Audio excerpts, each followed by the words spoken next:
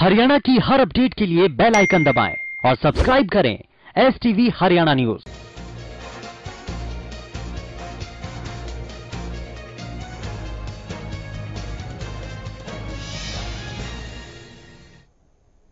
नमस्कार, हरियाणा न्यूज का खास बुलेटिन आपका जिला आपकी खबर देख रहे हैं आप और मैं हूं आपके साथ सोनिया सतनेता।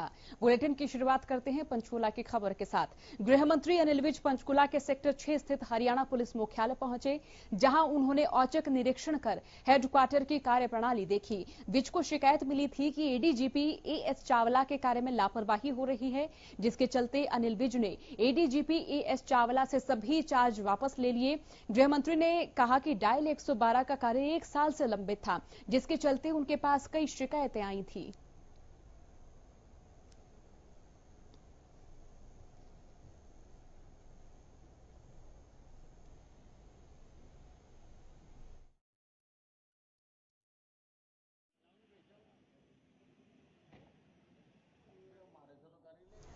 प्रधानमंत्री नरेंद्र मोदी के जन्मदिन पर अंबाला छावनी के सदर बाजार चौक पर बीजेपी कार्यकर्ताओं ने स्टॉल लगाकर कपड़े के कैरी बैग बांटे, जिसे बांटने खुद हरियाणा के गृह मंत्री अनिल विज पहुंचे।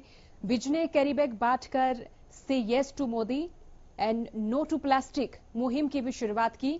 अनिल विज ने इस दौरान मीडिया से बात करते हुए कहा कि ये कैरी बैग बांटने का संदेश भी मोदी जी ने ही दिया था कि हमें प्लास्टिक का इस्तेमाल नहीं करना है, और मोदी पहले प्रधानमंत्री हैं जिन्होंने लाल किले की प्राचीर से स्वच्छता अभियान की बात की। विज यहां भी अपने विरोधियों पर तंज कसना नहीं भूले और पूर्व की सरकारों पर आरोप लगा डाला कि उन्होंने बीते 70 सालों में कभी सफाई का नाम भी नहीं लिया।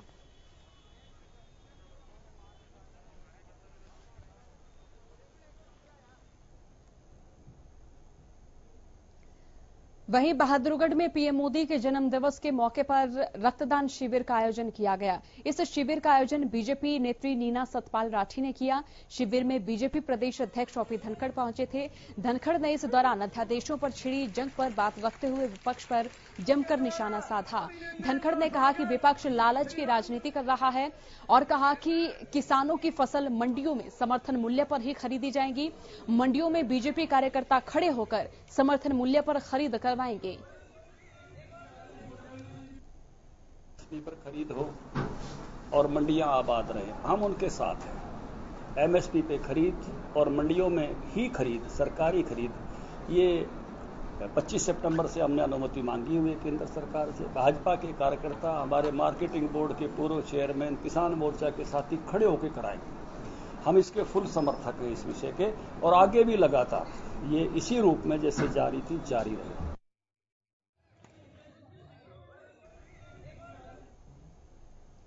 प्रधानमंत्री नरेंद्र मोदी के जन्मदिन पर पिहोवा बीजेपी मंडल की ओर से विशेष पॉलिथीन मुक्त अभियान चलाया गया, जिसके तहत खेल एवं युवा मामले के मंत्री संदीप सिंह ने बतौर मुख्य अतिथि शिरकत करते हुए इस अभियान के तहत लोगों को कपड़े से बने कैरी बैग वितरित कर पॉलिथीन से मुक्त रहने का संदेश दिया। इस अवसर पर खेल राज्य मंत्री संदीप सिंह ने प्रधानमंत्री नरेंद्र मोदी को उनके जन्मदिन पर हार्दिक शुभकामनाएं देते हुए उनकी लंबी उम्र की कामना की। इसके बाद खेल राज्य मंत्री संदीप सिंह ने मॉडल टाउन स्थित टेलीफोन एक्सचेंज के पास बन रही सड़क के निर्माण कार्य का जायजा लिया और मौके पर अधिकारियों को जल्द से जल्द निर्माण कार्य पूरा करने के निर्देश भी दिए।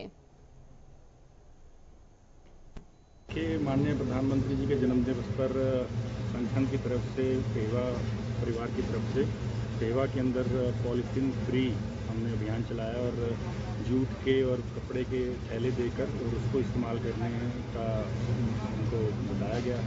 और आज मैं प्रधानमंत्री जी के जन्मदिवस पर सभी को उनके जन्मदिवस की बधाई देता हूँ। तो सड़क का निरीक्षण किया है, क्या कुछ पाया गया सर? देखिए, सड़क लगभग 2,27,00,000 का इसका बजट है और ये पिछले 3 से 4 सप्ताह हो गए हैं, 1 महीना लगभग कह सकते हैं काम चल रहा है और अगले 3 महीने और काम चलेगा। और इसमें ये कई सालों से रुका हुआ था और हमारे माननीय CM साहब मनोहर लाल जी की अनाउंसमेंट से ये शुरू करवाया गया है। प्रदेश में 3 अध्यादेशों को लेकर जहां किसान विरोध पर उतरे हुए हैं, तो वहीं गोहाना में अंतर्राष्ट्रीय पहलवान और बीजेपी नेता योगेश्वर दत्त ने कहा कि बीजेपी सरकार हमेशा किसानों के साथ खड़ी है और आगे भी किसानों के साथ खड़ी रहेगी। किसान इस अध्यादेश को अच्छे से पढ़े। विपक्ष इस अध्यादेश को लेकर देश के किसानों को बहकाने का काम कर रहा है। 3 अध्यादेश को लागू होने के लिए किसानों की एमएसपी को खत्म नहीं किया जाएगा। किसान अपनी फसलों को जहां चाहे वहां अपनी मर्जी के दाम पर बेच सकते हैं। इसके लागू होने से मंडियां खत्म नहीं होंगी, मंडियां ऐसे ही चलती रहेंगी। ये सरकार है जो हमारी सरकार है वो किसानों के हित के लिए और सरकार किसानों के लिए हमेशा खड़ी है और आगे भी खड़ी रहेगी। जो 3 अध्यादेश है इनको एक बार मेरे किसान जो भाई हैं हमारे बड़े बुजुर्ग एक बार पढ़े इनको और विपक्षी दलों की बहकाई में ना आए, क्योंकि एमएसपी खत्म नहीं होगी। किसान भाई जहाँ भी अपनी फसल को चाहेंगे बेच सकते हैं, मंडी में बेच सकते हैं, मंडी के बाहर बेच सकते हैं, अपने मन मर्जी के दामों पे बेच सकते हैं। अगर बाहर उनको चाहिए तो मंडी के अंदर बेच सकते हैं। मंडी ऐसे ही चलती रहेंगी, मंडी खत्म नहीं होगी। फतेहाबाद के गांव काजलहेड़ी में पुरानी रंजिश के चलते तलवारों और लाठियों से लैस युवकों ने धर्मकांटे के कार्यालय पर हमला कर दिया। पूरी वारदात वहां लगे सीसीटीवी में कैद हो गई। वीडियो बीती 13 सितंबर की बताई जा रही है। पीड़ित युवकों ने धर्मकांटे के कार्यालय में छुपकर खुद की जान बचाई और वहीं पुलिस ने मामला दर्ज कर जांच शुरू कर दी है।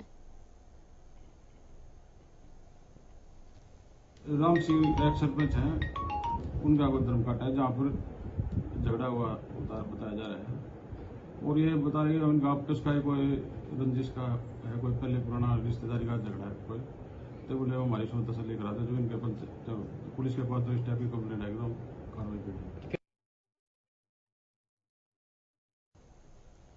सोनीपत से गुजरने वाले केएमपी के 0 पॉइंट सर्कल पर बुधवार देर रात एक ट्रक चालक की अज्ञात बदमाशों ने गोली मारकर हत्या कर दी।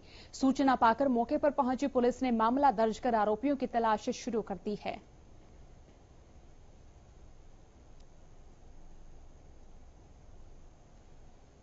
आज सुबह 3 बजे करीब कंट्रोल रूम से मीटिंग मिली थी कि केजीपी से अपने पानीपत से जो दिल्ली रोड है उस पर जो ऊपर से नीचे उतर के उस रास्ते पर जाम लगा हुआ है। मौके पर जाकर देखा था कि टाटा कैंटर वहाँ खड़ा हुआ था और लंबा जाम लगा हुआ था। टाटा कैंटर को देखा तो उसके अंदर एक नौजवान लड़के की डेड बॉडी पड़ी हुई थी, जिसका एक गोली का हुआ था।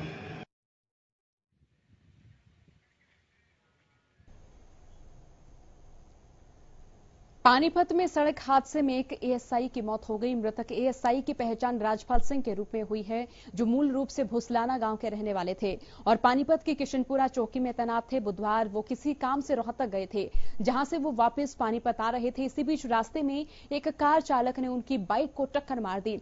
परिजनों की शिकायत पर पुलिस ने कार चालक के खिलाफ मामला दर्ज कर आगे की तफ्तीश शुरू कर दी है। कोर्ट के काम से, डिपार्टमेंट के काम से ही रोहतक गए हुए थे।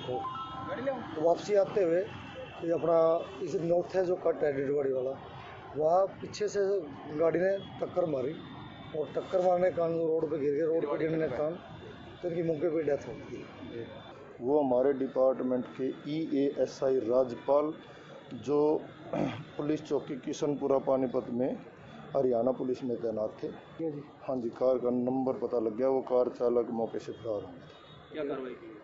उसके मुकदमा दर्ज कर दिया है 279-304 AIPC का और शीघ्र कार चालक और सिरसा में बहाली को लेकर लघु सचिवालय में धरने पर बैठे बर्खास्त पीटीआई टीचर्स ने डिप्टी सीएम दुष्यंत चौटाला के बरनाला रोड स्थित आवास का घेराव किया। इसके साथ ही सरकार के खिलाफ नारेबाजी करते हुए प्रदर्शन किया। प्रदर्शन कर रहे पीटीआई टीचर्स ने डिप्टी सीएम के नाम ज्ञापन भी सौंपा। प्रदर्शन कर रहे टीचर्स का कहना है कि उन्होंने तय किया कि सभी नेताओं और जनप्रतिनिधियों के आवास पर जाकर उन्हें ज्ञापन सौंपेंगे। इस दौरान भारी संख्या में पुलिस बल तैनात रहा ताकि किसी भी तरह की होने वाली घटना को रोका जा सके। है कि जितने भी सत्ता पक्ष के मंत्री हैं और राज्य मंत्री हैं उनको हम ज्ञापन देंगे उनके आवास पर जाकर। आज हम शुरुआत उप मुख्यमंत्री श्री दुष्यंत चौटाला जी से घर से कर रहे हैं। इनके पास हम शांतिपूर्ण ढंग से ज्ञापन देने आए हैं। जैसा कि करनाल में कार्यक्रम तय किया गया था 17 तारीख से लेकर 26 तारीख तक हरियाणा के सभी मंत्रियों को इनकी नौकरी बहाली को लेकर विज्ञापन दिए जाएंगे। अगर सरकार फिर भी नहीं चाहती तो 2 अक्टूबर से गांधीगिरी चलाते हुए पूरे हरियाणा में जत्थे चलेंगे। तो आज हम इनकी बहाली की मांग को लेकर दुष्यंत चौटाला के दरबार पे आए हैं और मांग करते हैं डिप्टी सीएम से कि समय रहते इनकी बहाली का प्रबंध करे सरकार वो सरकार पर दबाव बनाए और इन साथियों की रोजी रोटी का प्रबंध करे, नहीं तो आने वाले समय में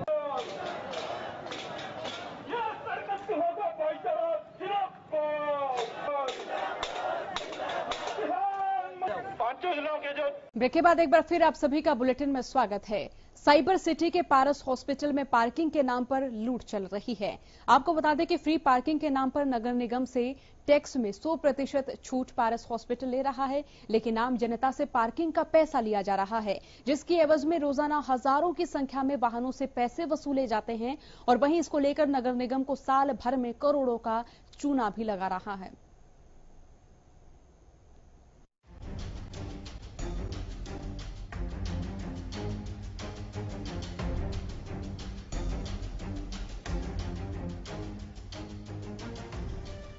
गुरुग्राम के नगर निगम क्षेत्र के दायरे में आने वाले पारस हॉस्पिटल में पार्किंग के नाम पर लोगों से अवैध वसूली की जा रही है, जबकि हॉस्पिटल में जो ओपन एरिया होता है उसके ऊपर कोई भी व्यावसायिक गतिविधि चलाने की अनुमति नहीं होती और ओपन एरिया में व्यावसायिक गतिविधि अवैध है। इसकी जानकारी मिलने पर अधिकार मंच के आरटीआई कार्यकर्ता रमेश यादव पारस हॉस्पिटल पहुंचे। जैसे ही उनकी गाड़ी गेट से अंदर की ओर बढ़ी, उन्हें पार्किंग की पर्ची थमा दी गई, जिसमें प्रत्येक गाड़ी की एंट्री पर 4 घंटे के लिए 30 रुपए, 12 घंटे के लिए 50 रुपए और 24 घंटे के लिए 80 रुपए रेट निर्धारित किए गए थे। हॉस्पिटल में बाकी जो पेशेंट्स हैं उनको किस तरह लूटा जाता है वो तो अलग है। उससे अलग एक चीज सामने आई कि पार्किंग के नाम पे भी बहुत भारी लूट कर रहे हैं। आज हम पारस हॉस्पिटल में गए, वहाँ पे देखा कि गेट पे एंट्री करते ही एक स्लिप पकड़ा दी जाती है जिसमें 4 घंटे के 30 रुपए, 12 घंटे के 50 रुपए, उससे ज्यादा है तो 80 रुपए चार्ज किए जाएंगे। हमने जो नगर निगम की वेबसाइट है उस पर चेक किया कि इनके पास पार्किंग है, स्पेस का ये पार्किंग का है तो कमर्शियल टैक्स भर रहे हैं या क्या कर रहे हैं। हमें वहां पता चला कि इन्होंने बेसमेंट को अपने को पार्किंग के लिए, वो भी फ्री पार्किंग के लिए एग्जाम किया हुआ है और इसे 100% उसमें टैक्स रेबेट ले रहे हैं, उसमें कोई उसमें निगम को चार्ज नहीं दे रहे। उसके अलावा इनके पास कोई भी स्पेस ऐसा नहीं जिसको कमर्शियल यूज कर सकें। इसके बारे में हमने जो प्रशासन था वहां पे उनसे बात की, लेकिन उन्होंने उल्टा ही हमें बात समझाने की कोशिश की और ज्यादा वो होने लगा तो 4-5 लोग जो सफारी सूट पहने थे वो बुला ली। उसके बाद इसकी शिकायत हमने जो वहां पे SHO है सेक्टर 43 में, उनको रिटर्न में हमने कंप्लेंट दी। हालांकि इस पूरी घटना पर आरटीआई कार्यकर्ता ने जब विरोध किया तो पर्ची देने वाले युवक ने अपने मैनेजर को ही बुला लिया और मैनेजर ने बताया कि गुरुग्राम के सभी हॉस्पिटलों में पार्किंग का चार्ज लिया जाता है, इसीलिए वो भी यहाँ पार्किंग का चार्ज वसूलते हैं। गाड़ियाँ कम से कम 2000 गाड़ियाँ रोजाना आ रही है जो एवरेज 50 रुपए पे कर रही है। इस तरह कितना बड़ा अमाउंट वो हमें, अगर गवर्नमेंट का वो ठीक है, अगर वो उसका कॉमर्शियल चार्ज पे करते हैं, जो भी ओपन एरिया उनके पास उसका कॉमर्शियल टैक्स भरते हैं और उसके बाद ले रहे हैं तो हम कह सकते हैं कि हाँ वो कर रहे हैं। लेकिन वो जो केवल ओपन एरिया है, ओपन रखना है, गार्डन रखना है या जो रास्तों के लिए, रोड के लिए जगह छोड़ के उस पर पार्किंग करवा के जो अवैध वसूली कर रहे हैं वो बिल्कुल अवैध है और इस पर कार्रवाई होनी चाहिए। फिलहाल इस पूरे मामले की शिकायत आरटीआई कार्यकर्ता ने सेक्टर 43 पुलिस स्टेशन में दी है, जहां हॉस्पिटल द्वारा अवैध वसूली के बारे में शिकायत की गई है। ऐसे में देखना होगा कि पार्किंग में अवैध वसूली को लेकर नगर निगम और पुलिस प्रशासन क्या कार्रवाई करता है। हरियाणा न्यूज के लिए गुरुग्राम से संजय राठौर की रिपोर्ट। खबर सोहना से है। सोहना से सटे मेवात के आटा गांव में बीती रात 2 पक्षों के बीच जमकर लाठी डंडे, ईंट पत्थर और फरसे चले, जिसमें दोनों पक्षों के 1 दर्जन से ज्यादा लोग गंभीर रूप से घायल हो गए और वहीं इस मारपीट में गंभीर रूप से जख्मी एक शख्स की इलाज के दौरान ही मौत हो गई, जबकि कई घायलों की हालत अभी नाजुक बनी हुई है। बताया जा रहा है कि झगड़ा 2 दिन पहले छोटे बच्चों से शुरू हुआ था, जिसकी शिकायत भी दोनों पक्षों ने थाने में दी थी, लेकिन देर रात झगड़े ने उस वक्त बड़ा रूप ले लिया जब एक पक्ष ने 2 लोग दुकान से घरेलू सामान खरीदने के लिए गए थे, उनको पीटना शुरू किया और तभी दूसरे पक्ष के लोगों ने उन्हें रास्ते में पकड़ लिया, उनके साथ मारपीट शुरू कर दी। फिर क्या था, दोनों ओर से जमकर एक के बाद एक दूसरे पर वार किए गए, जिसमें कई लोग जख्मी हो गए। फिलहाल गांव में बिगड़ते माहौल को देखते हुए भारी पुलिस बल को तैनात कर दिया गया है और पुलिस मामले की जांच कर रही है। यहाँ किसी बात को लेकर 2 पक्षों में आपस में झगड़ा हो गया और झगड़ा काफी तादाद में बढ़ गया। हमें यहाँ सुरक्षा के लिए, दोनों पक्षों की सुरक्षा के लिए तैनात किया गया। इसमें झगड़े में कुछ आपको जानकारी मिली हो, कितने लोग इंजर्ड हुए दोनों तरफ से? इसमें करीब दोनों तरफ से 1 दर्जन। रात में उनने प्लानिंग बनाई है, 2 लड़के गए थे कोई साग सब्जी लेने के लिए दुकान पे इधर रोड के ऊपर, तो उनने वो घेर के वहाँ पीटे हैं। और जो लड़का हमारा मरा है भाई साहब, उसको उठा के किडनैप करके ले गए हैं। जब उसको मारा इनने वहाँ ले जाके। किस चीज से मारा? लाठी डंडा फरसा सारी चीज थी, उन पे हथियार भी थे। करनाल की बेटी कल्पना चावला को एक और अंतर्राष्ट्रीय पहचान मिली है। अंतर्राष्ट्रीय अंतरिक्ष केंद्र के लिए उड़ान भरने वाले एक अमेरिकी व्यावसायिक मालवाहक अंतरिक्ष यान का नाम नासा की दिवंगत अंतरिक्ष यात्री कल्पना चावला के नाम पर रखा गया है। मान अंतरिक्ष यान में उनके प्रमुख योगदानों के लिए उन्हें ये सम्मान दिया जा रहा है। कल्पना चावला अंतरिक्ष में जाने वाली पहली भारतीय महिला थी। कल्पना चावला को ये सम्मान मिलने पर करनाल स्थित उनके स्कूल में खुशी है। धन्यवाद करता हूं अंतरिक्ष केंद्र का, जिन्होंने एक व्यावसायिक मालवाहक अंतरिक्ष यान का नाम SS कल्पना चावला रखा है। मैं इसी तरह से अनुरोध करूंगा अपनी भी भारत सरकार से भी, अपने हरियाणा सरकार के माध्यम से, कि वो करनाल की बेटी को जो सम्मान अंतरिक्ष में मिला हुआ है, जो सम्मान नासा में मिला हुआ है, उसी तरह का नाम रोशन करनाल में, जैसे कल्पना चावला मेडिकल कॉलेज है, उसको भी और अच्छे तरीके से उसकी पहचान होनी चाहिए। और इसी तरह से जो अंतरिक्ष में उन्होंने इसको सम्मान दिया है, इज्जत दी है, उसी तरह से हमारे भारत को भी उसकी तरफ ध्यान रखना चाहिए। हमें बहुत गर्व है कि हम स्कूल में पढ़ रहे हैं। हम हमेशा कल्पना चावला के नाम सुन के ही पढ़े हैं और हम भी उनसे इंस्पायर होते हैं कि हम भी इतना बड़ा एस्ट्रोनॉट बन सकते हैं, हम भी कुछ कर सकते हैं और पढ़ाई में अच्छा ध्यान लगाएं। और कल्पना चावला ने हमारा इतना नाम रोशन किया, हमारे स्कूल का, हमारे देश का, हमारे यहाँ पे करनाल का। तो हम भी चाहते हैं कि हम भी ऐसे ही नाम रोशन करें। करनाल की बेटी जो कल्पना चावला है, वो SS उनके नाम से SS कल्पना चावला केंद्र रखा गया है अंतर्राष्ट्रीय अंतरिक्ष केंद्र नासा में। हमें इस बात पर गर्व है कि वो करनाल की बेटी है और हमारे स्कूल से पढ़कर गई है। यहाँ करनाल में भी उनके नाम के कॉलेज है, हॉस्पिटल है, ये सब है और वहाँ भी उनके नाम से उनको एक तरह से श्रद्धांजलि दी गई है।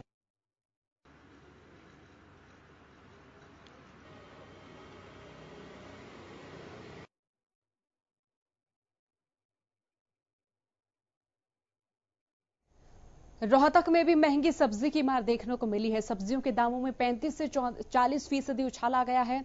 आढ़तियों का कहना है कि 2% टैक्स भरना भी परेशानी कर रहा है। टैक्स भी बढ़ा हुआ नजर आ रहा है। कोरोना काल में सब्जियों की सप्लाई कम हुई है, फिर बारिश की मार ने भी फसलों को खराब कर दिया। इन सभी के चलते सब्जियों के भाव बढ़े हैं। तो वहीं ग्राहकों का यही कहना है कि दाम बढ़ने की वजह से सब्जियां वो कम खरीद पा रहे हैं। महंगाई ने उनकी कमर तोड़कर रख दी है।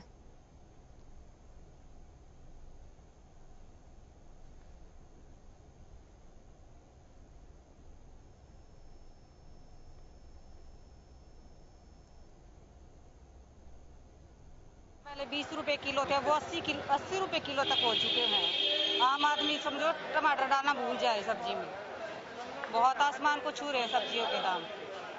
महंगाई हद से बाहर हो चुकी है। सीधे से डबल हो गया जी, हर सब्जी का सीधा डबल रेट हो गया जी। पहले बहुत ही डाउन था, पहले टमाटर 25-30 रुपए किलो मिल जाता, लेकिन आजकल मिल रहा है जी 60-70 रुपए किलो टमाटर। और प्याज का भाव 15 रुपए किलो था, लेकिन आज का भाव 30 रुपए 32 रुपए प्याज मिल रहा है। बड़ा है कोविड के चलते हुए लगभग 20 से 25% रेट जो है अप है। जो इन दिनों में लगभग टमाटर का रेट जो होता था 30-35 रुपए किलो होता था, आज 10-15-20% बढ़ गया है। प्याज है 5-10% वो बढ़ गया है। माल आता था उससे अभी 30-40% माल कम आ रहा है। एक तो ये बात हो गई। एक पीछे बारिश की वजह से जो फसल कम हुई, दूसरा ये बात हो गई। तीसरा ये हरियाणा सरकार ने जो टैक्स लगा दिया, 2% टैक्स लगा दिया है, जो इससे महंगाई और बढ़ गई। हम आपसे ये पूछेंगे, आपका जिला आपकी खबर में फिलहाल के लिए इतना ही। बने रहिए हरियाणा न्यूज के साथ। नमस्कार।